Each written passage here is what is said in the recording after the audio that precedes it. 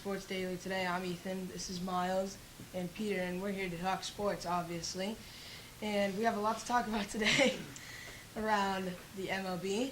And the Red Sox played the third game of the series last night, and they lost 5-1.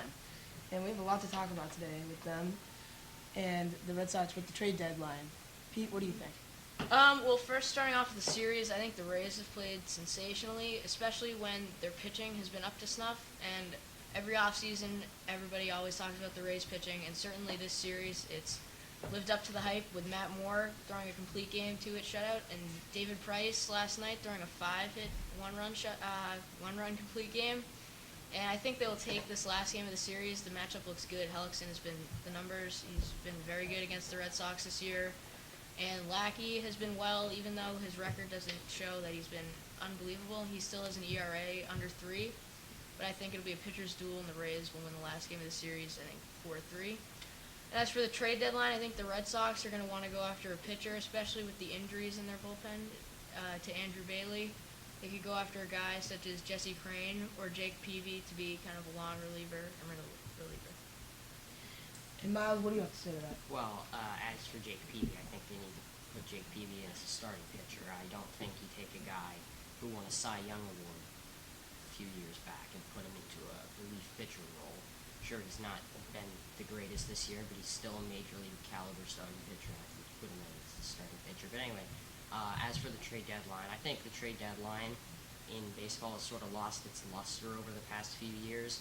Now that with the new CBA, you don't get draft pick compensations for rentals, so teams are less willing to give up good prospects, and a lot of young players are also being locked up earlier. For example, 5 years ago, maybe say the Cubs would have been dangling someone like Anthony Rizzo at this point, but now they've got him locked up.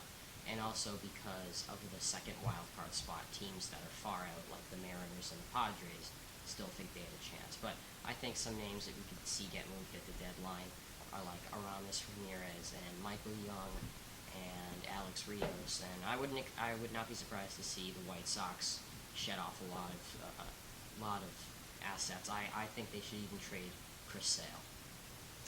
All right, keep in mind, however, the Red Sox did win the second game of the series, 6-2, and it looks like we have our first caller today. Hey guys, I just wanted to talk about football now. What do you think the AFC divisions look like going into the playoffs this next coming season? Well, the AFC East is certainly different. Ryan Tannehill has more experience, and the Dolphins picked up Mike Wallace over the offseason. So I think the Patriots will come in first in the AFC East, but the Dolphins will come in second, followed by the Bills and the Jets. And the Ravens will come in first in the AFC North because they are the Super Bowl. They're the Super Bowl champs, and they still have a lot of good players on their team. The AFC South, the Houston Texans, because of their defense and their good offense, and the AFC West, the Broncos of Peyton Manning and Wes Welker. All right, that's all the time we have for today. This is Ethan signing off.